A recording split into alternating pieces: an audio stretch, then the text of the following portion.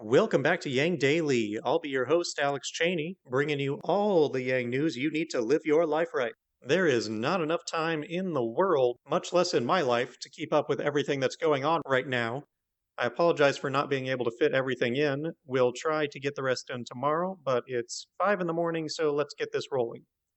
As protests continue, so too does police brutality. There's a shocking video below of a man being shot pretty much point blank with what appears to be a gas canister into his lower face. No projectile that is not intended to cause harm is ever intended to be shot at that range, nor are any of them ever intended to be shot at the face. The officer did both very intentionally, and in response to no aggression whatsoever. The man was just standing there and had in fact just been pepper sprayed by another officer, also for just standing there. It's absolutely insane. There is no defense for this kind of behavior from police, nor for their fellows to allow it. That officer should have been arrested on the spot. Idiots online keep complaining about property damage while police are intentionally endangering and sometimes ending human lives, and they're so shameless about it that they do it on camera and there are no repercussions. When you have armed state actors blatantly abusing their power to oppress the people, and there is no accountability from the justice system, there's no getting around it at this point. Many of these police precincts have become criminal organizations, blatantly attacking and abusing the public. We're living under mafia rule, and many of our politicians and citizens are cheering them on instead of holding them accountable. I don't even know what to say. I guess we all get to see firsthand how minorities have been treated. First democracy is attacked, and now this. The way that these police are treating their citizens is an open declaration of fascism that every freedom-loving American must stand against. We fought wars against this overseas. We cannot allow it on our own soil. Do not turn a blind eye. To be complacent at this point is to be complicit in the subjugation of the people. We must all rise up and defend the freedoms that our country stands for. Yang tweeted a Business Insider article listing a number of research-proven reforms for police brutality. The first is eliminating language in police union contracts that limits officer accountability.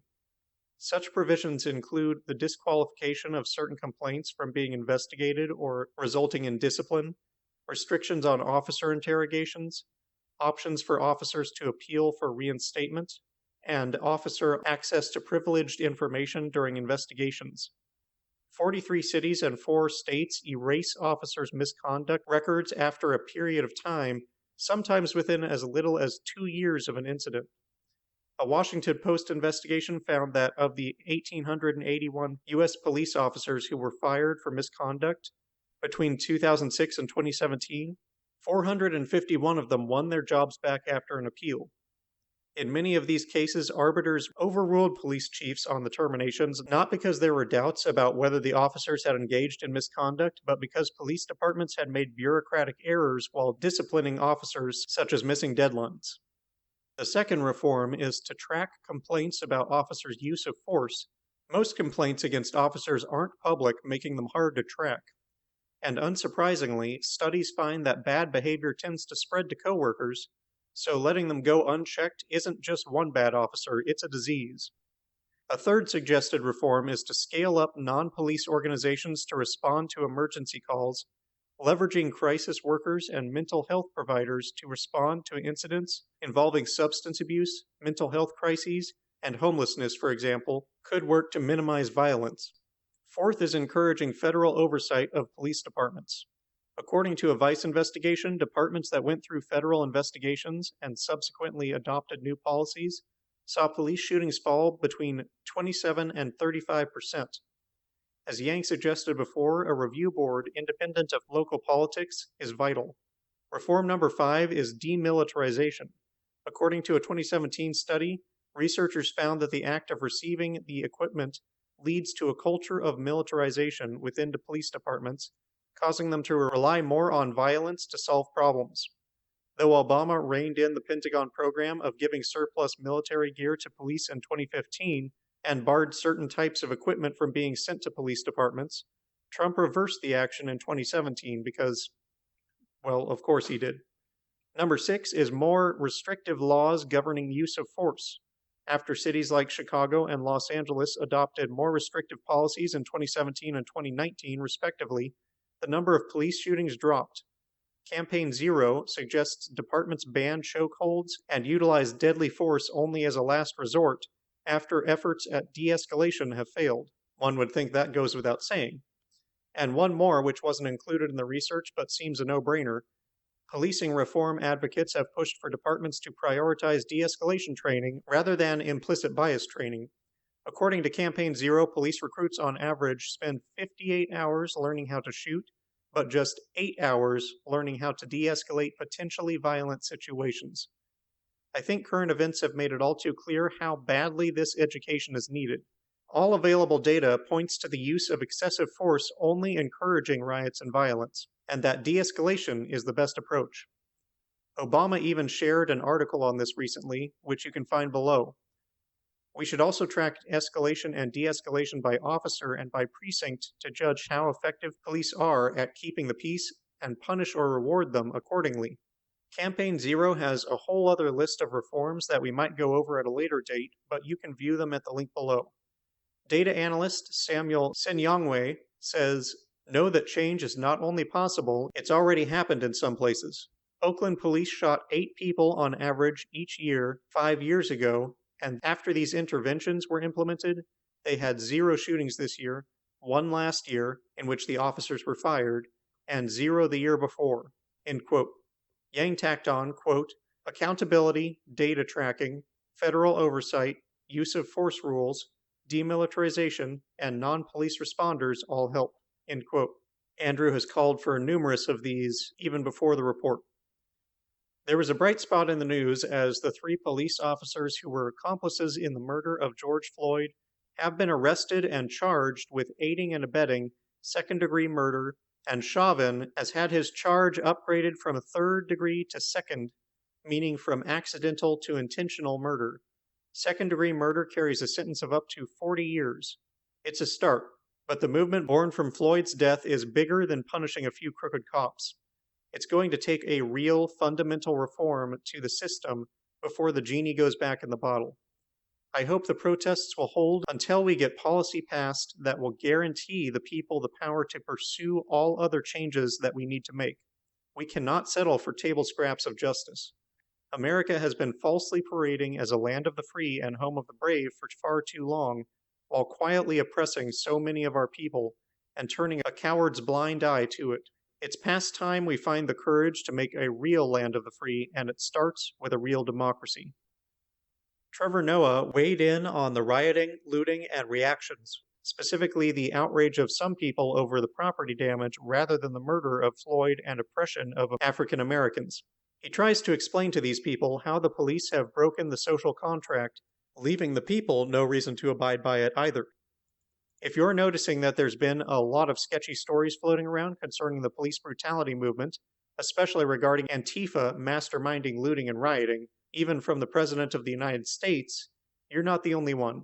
Jane Litvinenko has drafted a Twitter thread dedicated to debunking misinformation around police brutality and protests, currently with 50 entries and climbing. Worth taking a look at. The short and skinny on Antifa, though, is that there's no real evidence of them being involved in anything, and the evidence often pointed to is fake. Former chairman of the Joint Chiefs of Staff of the U.S. Armed Forces spoke out recently on Trump's actions and words concerning use of force and military troops against protesters.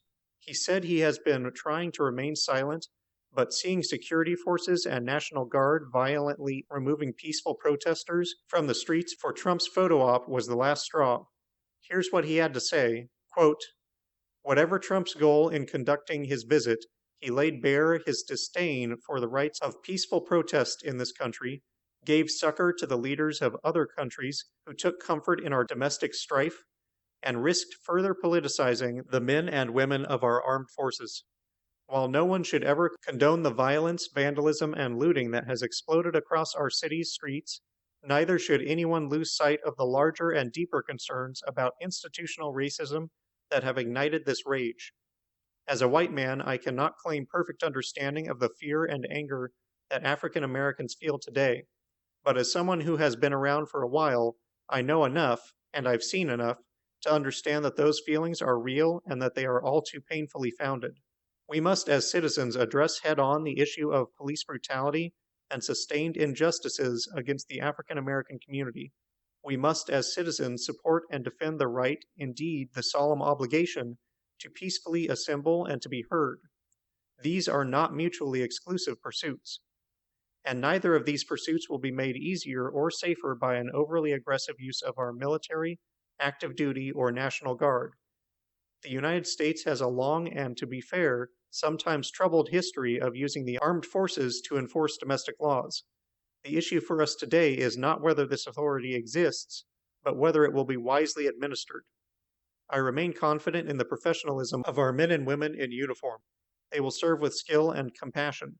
They will obey lawful orders, but I am less confident in the soundness of the orders that will be given by this Commander-in-Chief, and I am not convinced that the conditions on our streets, as bad as they are, have risen to the level that justifies a heavy reliance on military troops. Certainly we have not crossed the threshold that would make it appropriate to invoke the provisions of the Insurrection Act. Furthermore, I am deeply worried that as they execute their orders, the members of our military will be co-opted for political purposes. Even in the midst of the carnage we are witnessing, we must endeavor to see American cities and towns as our homes and our neighborhoods. They are not battle spaces to be dominated, and must never become so. We must ensure that African Americans, indeed all Americans, are given the same rights under the Constitution, the same justice under the law, and the same consideration we give to members of our own family. Our fellow citizens are not the enemy and must never become so. Too many foreign and domestic policy choices have become militarized, and too many military missions have become politicized. This is not the time for stunts. This is the time for leadership." End quote. Congressional candidate Michaela Wilkes unfortunately did not win her primary race in Maryland, but she did come closer to beating the incumbent than anyone there in the last 40 years, which is damn impressive. Pretty confident that she'll have the support to seal the deal next time. Mike Breuer had another Reddit AMA, this time joined by Scott. Check it out in the links below. Over 24 former Facebook employees who were with the company in its early days wrote a critical letter to the company's leaders over lack of fact-checking of Trump's posts following Twitter's recent decision to do so on their platform, and a virtual walkout of Facebook employees on Monday over Trump's inflammatory tweet on looting and shooting. Zuckerberg had been intending to take that post down, but changed his mind after speaking with the president. The letter states, quote, "Facebook isn't neutral and never has been. Labeling a call to violence for what it is not authoritarianism. Fact-checking is not censorship. The company we joined valued giving individuals a voice as loud as their governments, protecting the powerless rather than the powerful. Facebook now turns that goal on its head. It claims that providing warnings about a politician's speech is inappropriate, but removing content from citizens is acceptable, even if both are saying the same thing. That is not a noble stand for freedom. It is incoherent, and worse, it is cowardly. Facebook should be holding politicians to a higher standard than their constituents, not a lower one." End quote. Meanwhile, Snapchat recently said it would no longer promote Trump's account on its app's Discover section so as not to, quote, "amplify voices who incite racial violence and injustice." End quote. It should be noted that Trump's ads are Facebook's largest revenue source. If you're a fan of UBI advocate Carl Witterquist, he has produced a new book called The Prehistory of Private Property, likely making the land rights argument for UBI. And to end on a good note, the Stockton Basic Income Pilot experiment has officially been extended by 6 months to help people through the COVID crisis. Pretty awesome. And that'll do it for today's Yang Daily. Bookmark the misinformation thread. You'll probably need it at some point. Let Michaela know that you appreciate her running for us. Check out Carl's new book. Watch the anti-fascism video. Help spread the word on coordinating with protesters to give the movement clear policy goals. If you're going out to protest, wear protection, especially on your eyes, head, and throat. Whatever you choose to do, be wise, be safe, and act with measured purpose toward real solutions. And don't forget to Yang Daily.